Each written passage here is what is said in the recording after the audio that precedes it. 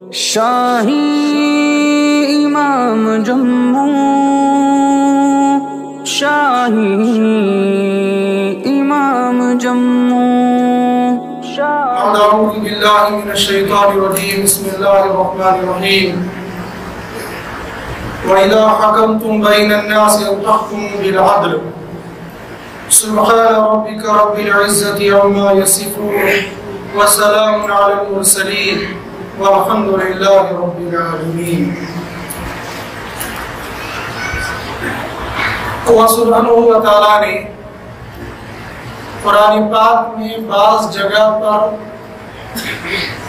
مخاطب بنایا ہے تمام انسانوں کو، اور بعض جگہ پر مخاطب بنایا ہے صرف ایمان والوں کو۔ تمام لوگوں تمہیں یہ کام کرنا ہے، مثال یا ایھا الناس اعبدوا ربکم، اے لوگوں تم کو اپنے رب کی عبادت کرنی ہے۔ اور کبھی یہ خطاب صرف ایمان والوں کو ہوتا ہے، مسلمانوں تم کو یہ کام کرنا ہے، کرنا سب کو لیکن خاص جو مسلمان ہیں ان مسلمانوں کو خصوصی طور پر یہ کام کرنا ہے۔ اور میں سے ایک کام ہے مسلمانوں کے لیے عدل اور انصاف کا۔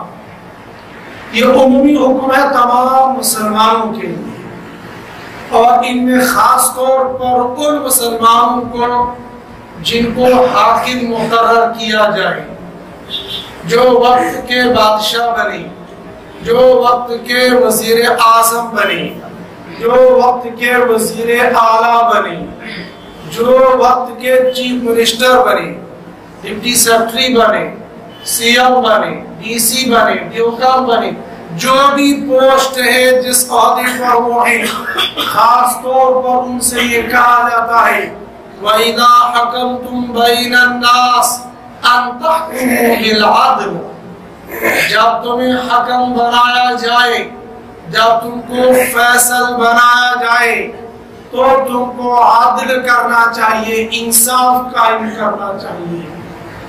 اس عدل کی پہلی مثال سرکار دو عالم صلی اللہ علیہ وآلہ وسلم گزرے ہیں، جن کے عدل کی، انصاف کی دنیا کے اندر کوئی نظیر نہیں، کوئی مثال نہیں۔ حضرت نبی کریم صلی اللہ علیہ وآلہ وسلم نے نہ صرف مسلمانوں کے درمیان میں، نہ صرف اپنوں کے درمیان میں، نہ صرف پڑوسیوں کے درمیان میں، نہ صرف رشتہ داروں کے درمیان میں، بلکہ آپ علیہ السلام نے دشمنوں کے ساتھ بھی انصاف کا معاملہ کیا۔ پھر آپ کے نقش قدم پر چلنے والے خلیفہ اول سیدنا ابوبکر صدیق رضی اللہ تعالی عنہ آئے، انہوں نے بھی 2 سالہ حکومت قائم کی اور 2 سال تک تخت شاہی پر بیٹھے۔ آپ کی بھی نظیر اور آپ کی مثال رہتی دنیا تک قائم ہو گئی۔ پھر آپ کے بعد دوسرے خلیفہ سیدنا عمر رضی اللہ تعالی عنہ کا نمبر آ گیا۔ آپ کی سیرت طیبہ کو ہم سن رہے تھے کہ آپ کا دور خلافت کیسے شروع ہو گیا اور آپ کے زمانے میں فتوحات کیسے شروع ہو گئی۔ ان فتوحات میں جب مال غنیمت حاصل ہونے لگا، مال غنیمت آنے لگا، تو آپ تھے، آپ کے جو سپہ سالار تھے، آپ کے جو فوجی تھے، آپ کے جو کمانڈر تھے، ان فوجیوں کے پاس، ان کمانڈروں کے پاس، ان مجاہدین کے پاس جب دشمن کا مال غنیمت آیا تو اس مال غنیمت کو تقسیم کرنے میں انہوں نے عدل سے کام کیا، انہوں نے انصاف سے کام لیا۔ مال غنیمت میں سے جتنا حصہ ان کے حصے میں آتا تھا، باقی مال غنیمت بیت المال کے لیے روانہ کر دیا۔ جس بیت المال میں جانے والا مال سینکڑوں میں نہیں تھا، ہزاروں میں نہیں تھا، لاکھوں میں نہیں تھا، بلکہ وہ مال کروڑوں میں تھا۔ وہ مال سونے کی شکل میں تھا، وہ مال چاندی کی شکل میں تھا، وہ دینار اور دراہم کی شکل میں تھا، سونے کے ڈھیر لگے ہوئے تھے، مگر کسی کمانڈر کی، کسی مجاہد کی، کسی سپہ سالار کی یہ مجال نہ تھی اس مال غنیمت میں سے تھوڑا بھی اپنے مال میں شامل کر دیتا۔ اس کی وجہ یہ تھی کہ حاکم عادل تھا، بادشاہ عادل تھا، بادشاہ کے عادل ہونے کی وجہ سے رعایا عادل بن گئی تھی، بادشاہ کے عادل ہونے کی وجہ سے حکومت کے اندر جتنے کارندے تھے، جتنے قاضی تھے، جتنے گورنر تھے، سارے کے سارے عدل اور انصاف سے کام لیتے تھے۔ اور کیوں نہ یہ عدل قائم ہو جاتا، کیوں نہ یہ انصاف قائم ہو جاتا؟ ان کا بادشاہ، ان کا رہبر، ان کا خلیفہ، ان کا امیر وہ بادشاہ نہیں تھا، وہ خلیفہ نہیں تھا، وہ وزیر اعظم نہیں تھا، بلکہ شکل میں، نام میں وہ امیر المومنین تھا، نام میں وہ خلیفہ تھا، نام میں وہ بادشاہ تھا، نام میں وہ وزیر اعظم تھا، نام میں وہ عرب کا مالک تھا، کام میں وہ ساری قوم کا خادم تھا۔ سیدنا عمر فاروق رضی اللہ تعالی عنہ آج کا بادشاہ، اللہ اکبر، آج کے بادشاہ کو رات تو رات دن میں جب شہر میں اس کو چلنا ہو، جب سٹی میں اس کو چلنا ہو، لوگوں کے ہجوم میں اس کو چلنا ہو، تو ساری قوم کے نظام کو درہم و برہم کیا جاتا ہے، ساری قوم کے نظام حرکت کو ٹھپ اور بند کر دیا جاتا ہے، آنے والی گاڑیاں بند، چلنے والے انسان بند، روڈ کراس کرنے والے بند، اور چلے گا رانگ سائیڈ سے وقت کا بادشاہ، وقت کا وزیر اعلیٰ، وقت کا وزیر اعظم، وقت کا ڈپٹی سیکرٹری، وقت کا ڈی سی، وقت کے گورنر اور وقت کے حاکم رانگ سائیڈ سے چلیں گے، قوم کو پریشان کریں گے، قوم کے نظام کام کو ٹھپ اور بند کر دیں گے،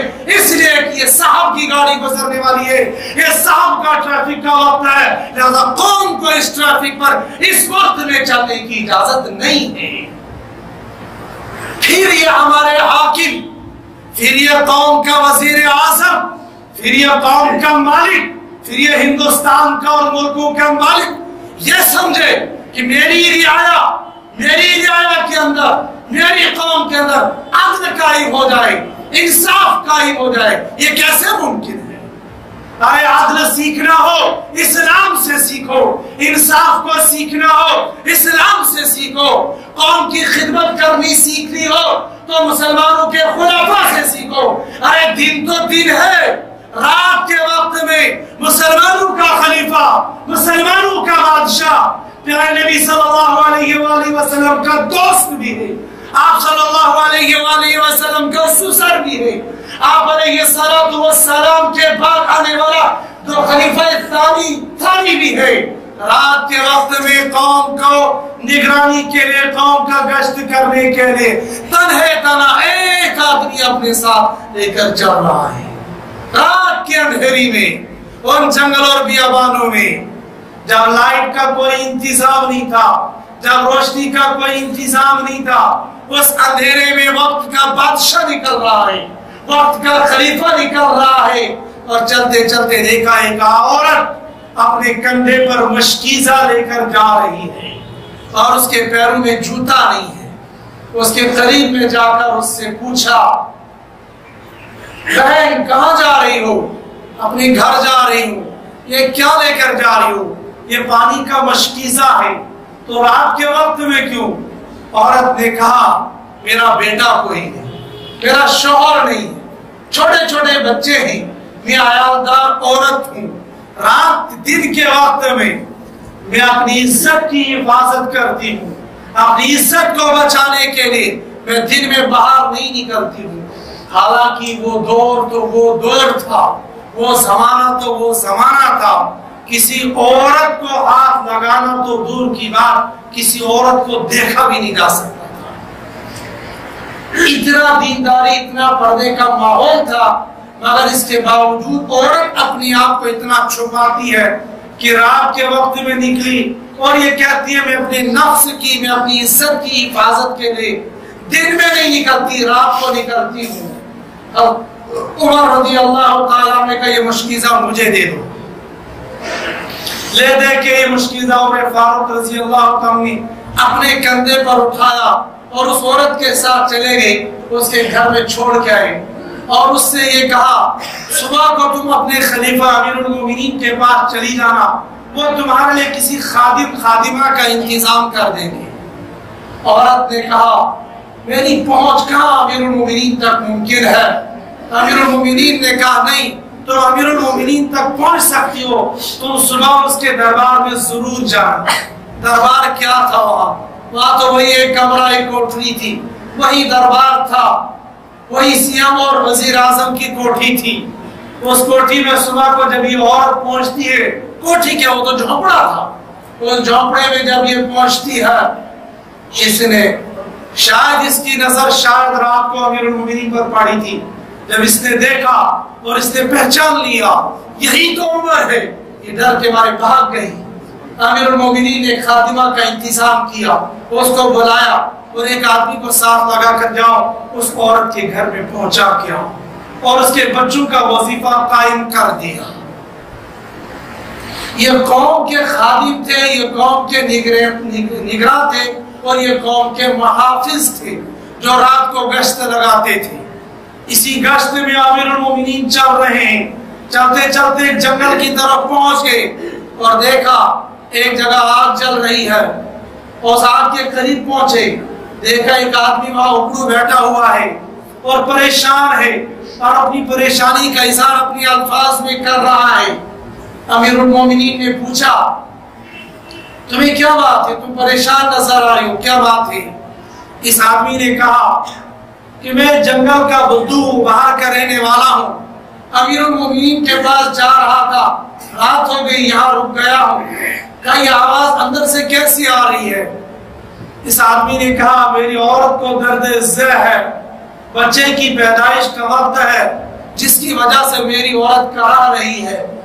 امیر المومنین نے پوچھا کیا اس کے پاس کوئی دائی ہے، کوئی عورت ہے؟ اس آدمی نے جواب دیا دائی کوئی نہیں، عورت کوئی نہیں۔ امیر المومنین یہاں سے پلٹے سیدھا اپنے گھر پہنچے اور ام کلثوم کو جگایا اور ان سے یہ کہا ام کلثوم مدینے کے باہر جنت لٹ رہی ہے، کیا جنت کا سودا کرنے کے لیے میرے ساتھ چلو گی؟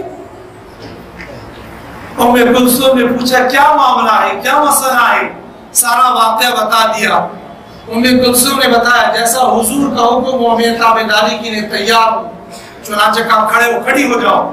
اٹھ گئی اور ان سے کہا ایک عورت کو بچے کی پیدائش کے وقت میں جن جن چیزوں کی ضرورت پڑتی ہے اٹھا لو۔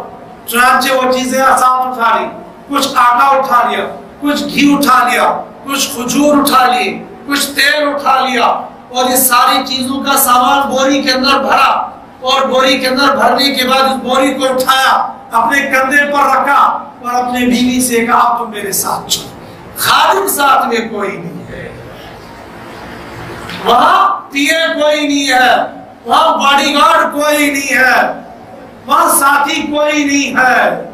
یہ بھی بادشاہ ہے، یہ بھی امیر المومنین ہے، یہ بھی مسلمانوں کا حاکم ہے، یہ بھی مسلمانوں کا نگراں ہے۔ مسلمانوں ہمیں کیا ہو گیا؟ ہم اپنی اسلاف کی تاریخ کو بھول گئے، جن لوگوں کے نقش قدم پر چلنے سے مسلمانوں کو کامیابی ملنی تھی، مسلمانوں نے آج ان لوگوں کے نقش قدم کو چھوڑ دیا، اور جن لوگوں کے نقش قدم پر چلنے پر 100% ناکامی ہے، آج مسلمان انہی کے نقش قدم پر چل کر یہ کہہ رہا ہے اگر کامیابی چاہتے ہو تو اس آدمی کے نقش قدم پر چلو۔ نقش قدم پر، نقش قدم ہے حضرت نبی کریم صلی اللہ علیہ وآلہ وسلم، یا اس کے بعد اصحابی کالنجوم بِأَيِّمْ اِقْتَدَيْتُمْ اِحْتَدَيْتُمْ۔ اگر حدیث کی تحقیق پر غور کرنے پر یہ کہا جائے کسی درجے میں یہ حدیث ضعیف ہے، کسی درجے میں یہ حدیث کمزور ہے، اس سے آگے بڑھیے۔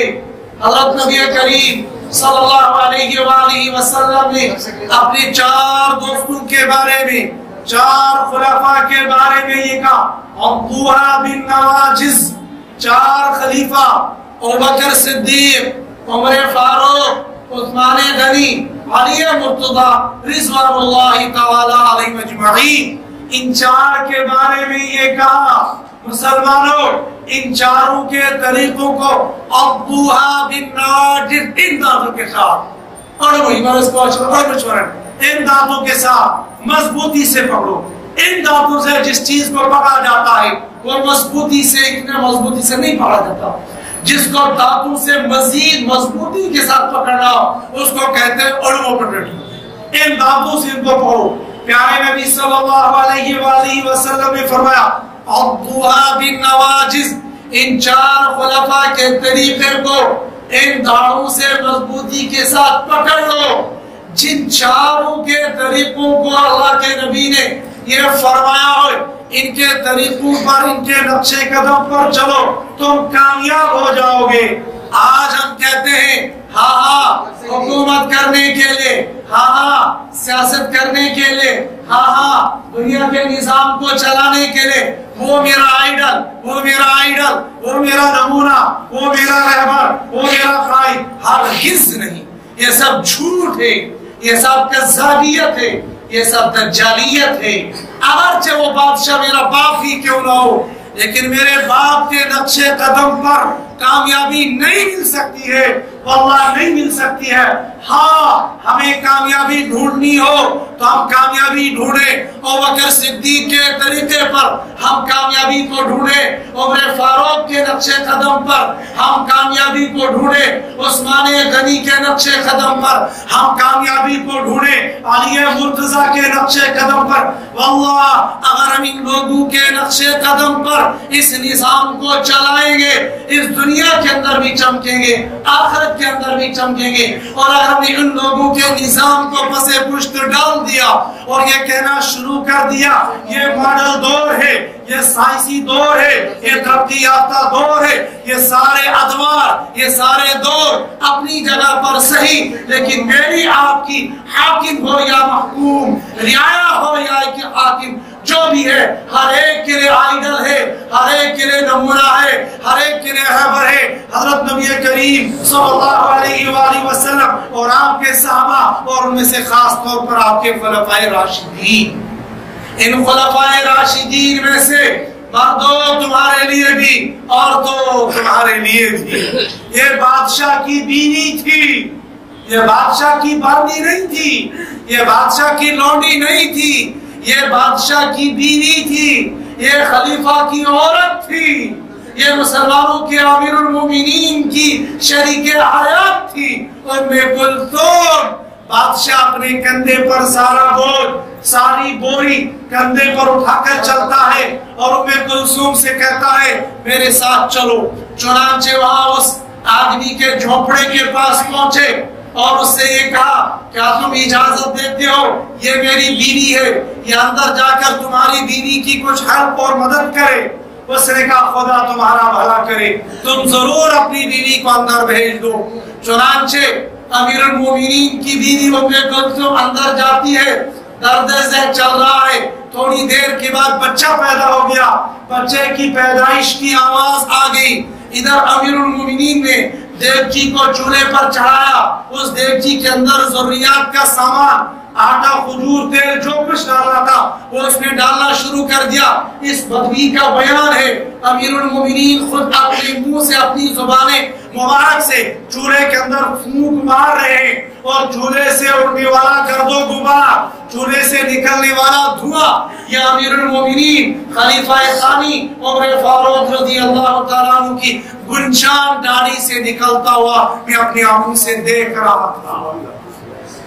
امیر المومنین چولہا جلا رہے، مٹی پر بیٹھے ہوئے، زمین پر بیٹھے ہوئے، کوئی قالین نہیں ہے، کوئی ڈنلپ نہیں ہے، کوئی کرسی نہیں ہے، کوئی میزبانی نہیں ہے، یہاں تو زمین پر، فرش پر मेहमान भी है, मेजबान भी है।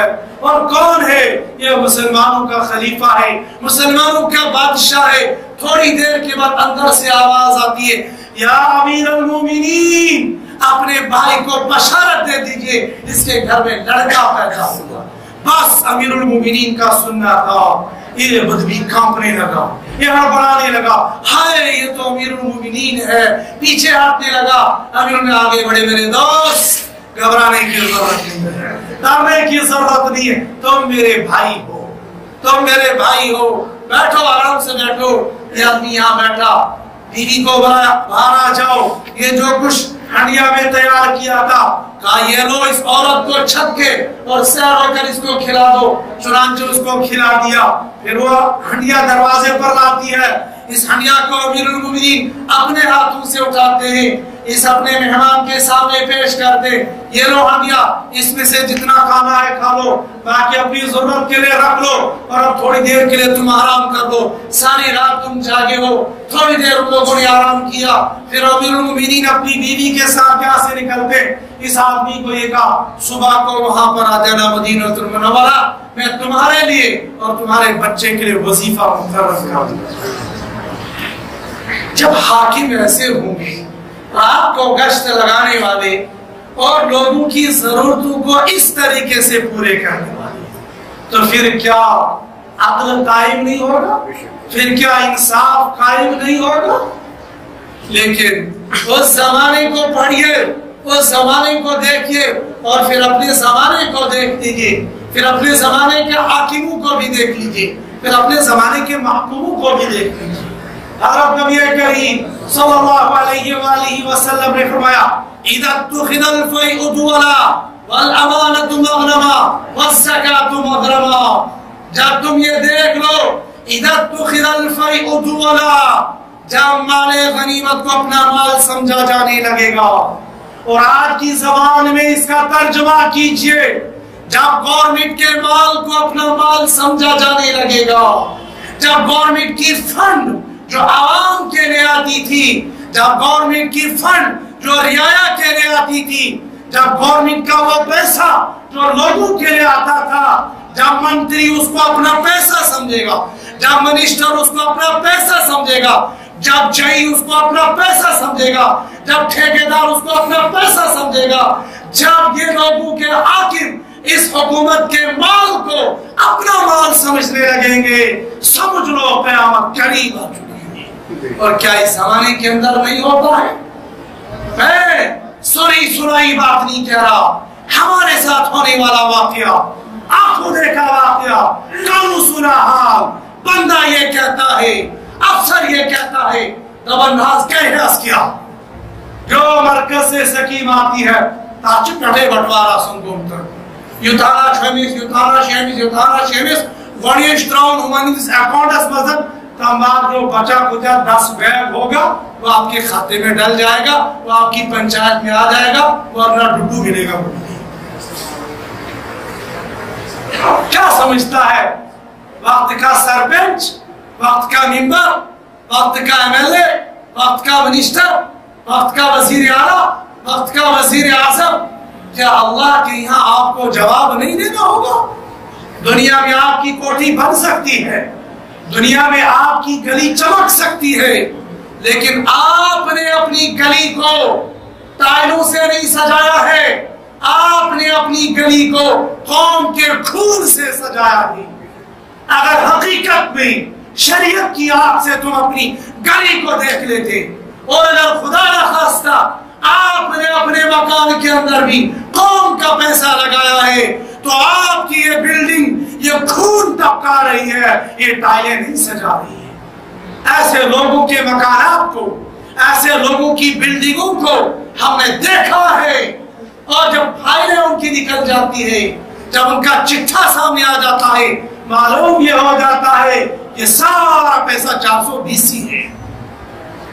तुम कौम का हाकिम बना है, तो कौम का रहबर बना है, तो कौम का आइडल बना है, वो कौम के पैसे को तो खींच रहा है। ये कौम का पैसा नहीं, ये कौम का खून चूस रहा है। मैं अहले हुकूमत से ये पूछना चाहता हूँ, आप इतना पैसा عوام کے نام پر ریلیز کر لیتے ہو, اتنا اعلان کر کر کے قوم کو بیوقوف بنا لیتے ہو, قوم کو الو بنا لیتے ہو, لیکن وہ زمین پر کیوں نہیں آتا, وہ گراؤنڈ پر کیوں نہیں آتا, وہ لوگوں کے پاس کیوں نہیں پہنچتا ہے؟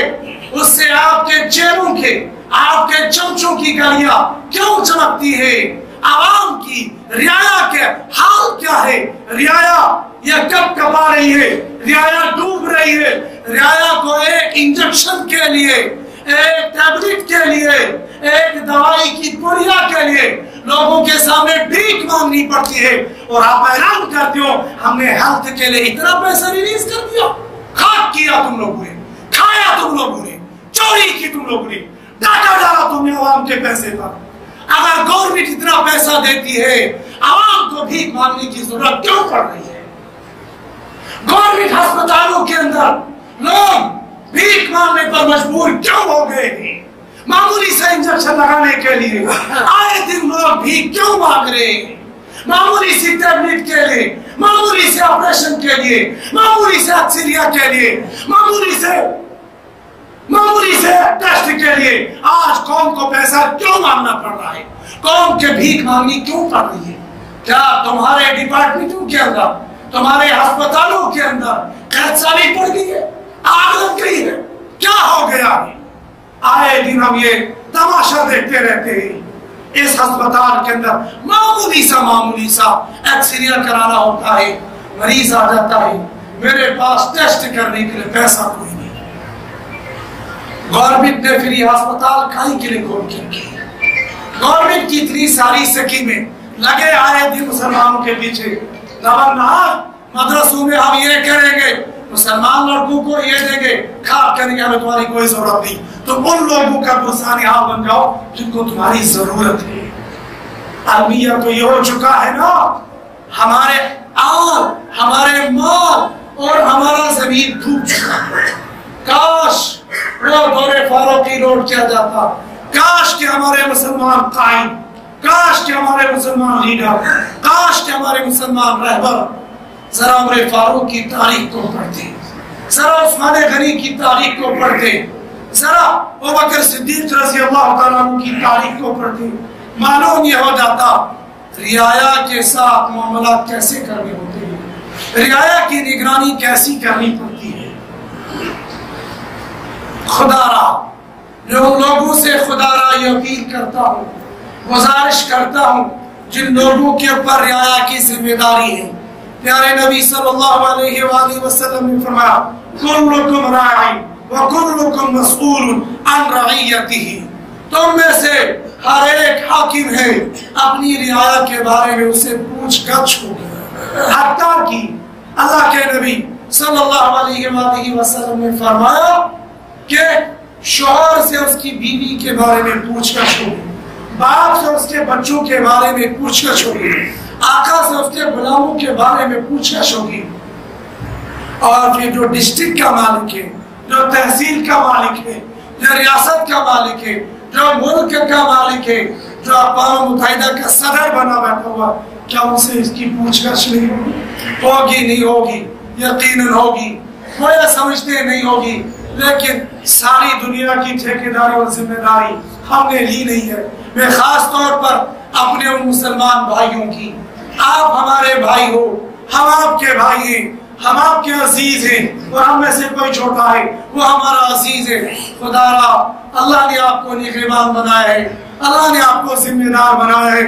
اس ذمہ داری کا احساس کر کے اس ذمہ داری کو نبھاؤ, ورنہ پھر اللہ کی بہت بڑی پکڑ ہوگی. عمر فاروق رضی اللہ تعالیٰ عنہ کے عدل اور انصاف کے چند قصے انشاءاللہ اور آگے آ جائیں گے.